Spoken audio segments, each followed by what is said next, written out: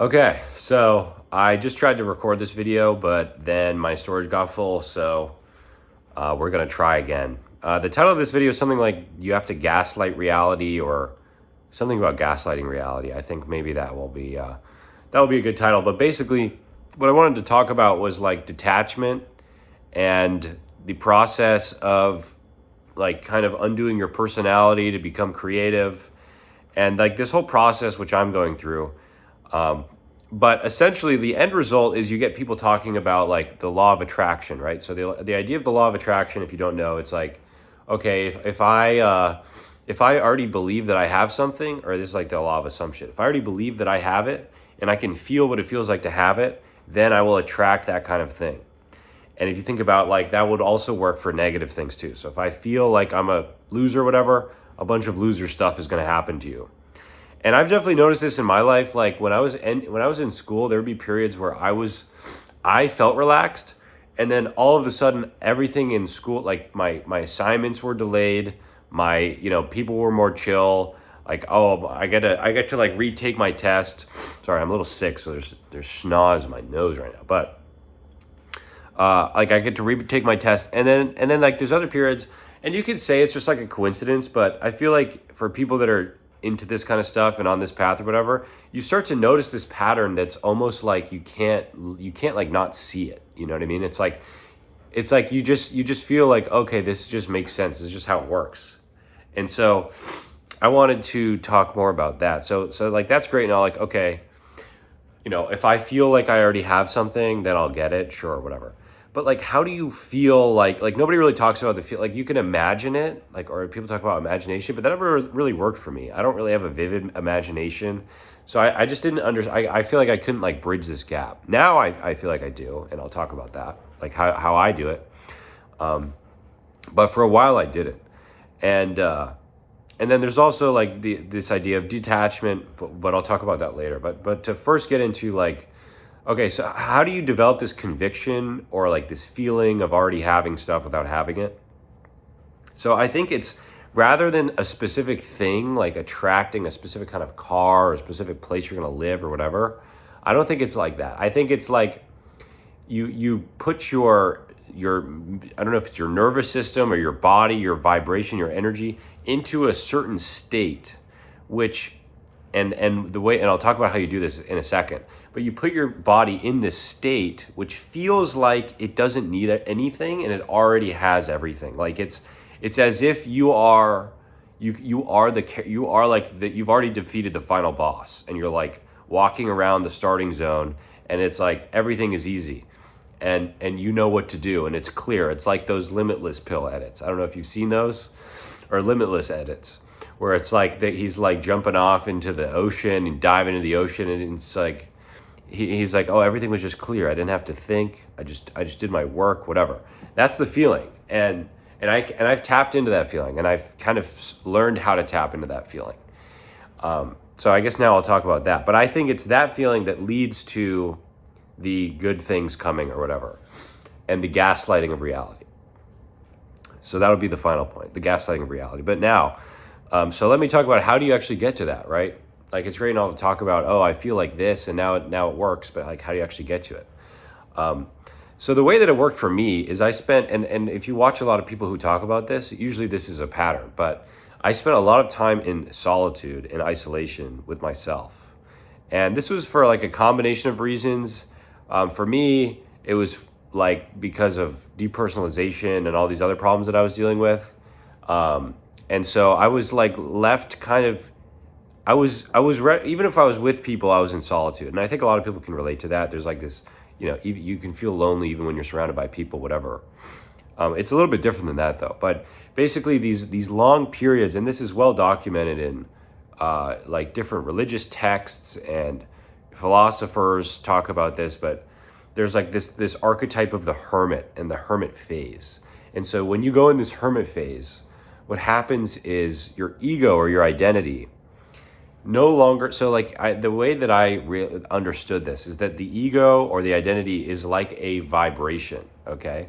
And in order for it to survive, it needs to like bounce off of other people. Like basically it has to be constantly reaffirmed by the world around it, right? So that's why like people get in echo chambers or whatever, because it's like their ego is just, it's just like kind of stuck there, and it's constantly vibrating and resonating in that place. But then when you go in solitude, what happens is you have these like leftover patterns that are vibrating, but they have nothing to bounce off of. And so they just kind of go inward, and then you start to like analyze them, and then you just start to see parts of yourself that are just like you thought were true, and then it's very clear they're just not true to you anymore. And so you go through this process of like undoing everything about yourself that's not true, because then you realize, oh, well, this is just the tip of the iceberg. Like, maybe this, how far down does this go? You know, it's like when I first went to therapy and I realized that some of my behaviors were because of something that happened when I was a kid. Then I was like, well, what am I doing is actually me then? Is everything just based on, you know, something that happened to me? Is it all just like this maladaptive reaction or ego-driven thing? And a lot of it was, honestly, for me, I had a lot of these people-pleasing tendencies, and my personality was completely like fractured and whatever. So I all of this time in solitude allowed me to reveal that. And simultaneously, when you start to peel back these layers and this stuff starts to like show itself, you're also taking back this kind of like creative energy. Because a lot of times we suppress our creative energy, and like it's almost like you're it's almost like you're breaking off these pieces of ice, or I can't really think of an analogy, but it's like you're basically, it's as if your ego was like kidnapping these little fragments of your energy. You're like, I don't know what it is, like your people would, maybe they call it prana and yoga or whatever, but it's like your chi or whatever, and it's like it was stuck in these like fragments in these corners. But then once you reveal it with like the spotlight of your awareness and you realize it's not true, then you kind of reclaim that energy, and then that becomes like this raw material, which then you can process and turn into some kind of expressive, creative thing that you put out into the world, right? So that's like the point of the hermit phase. It's like you like unlearn all of this stuff, you reveal all of these unconscious patterns, and then you start to really kind of like become yourself. It takes a while to fully like step into yourself. There's also this void period after the hermit phase where you're like not yet the newer version of yourself, but you're not fully the old version of yourself. So you're just kind of like in limbo, and that's a terrible time. I'll make another video about that at some point. But once you get through that, then you have all of this like raw creative energy, right? But then that's not the end of it, right? So like you do this raw creative energy, and then you want to express it to the world. You want to show it to the world. Like what I did is I started making TikToks talking about these kind of like things. And like immediately what happens is you just start to get attached, right? So this is where I'm getting to the attachment idea, law of attachment or detachment, whatever. And so you start getting attached because you're like, you know, for a lot of people, we don't practice creative stuff. And if you don't practice creative stuff and you don't show it to people, then you just have to go through this process of like being like, okay, you know, and being aware that like you're going to get attached to it, and then you're going to have all these feelings about it or whatever. But then over time, what happens is you learn to detach. And like one day you're not thinking about it, you make a video, you throw it up. And then for me, like I was about to delete my account on TikTok, and then I made a video, and then it got like 130,000 views. And I had I didn't even remember making the video. I was just like speaking off the dome. It was like something about some girl that I was talking to. It was like based on that. And they got 130,000 views. And I was like, what? And it's like those moments that make it make sense, where you're like, oh, because I was fully detached and fully just connected to what I wanted to say in that moment, that it works. So then what happens is like you practice this detachment. And then what I think this conviction thing is, or this thing that actually attracts the thing you want in reality, yes, it is detachment, but it's getting into this state which requires first safety in the body. So you have to do some kind of movement, get your fascia hydrated, do like Qigong or something. So you have to have safety in the body. You probably will have to have done a lot of emotional processing. You've done some creative work and you've learned to detach.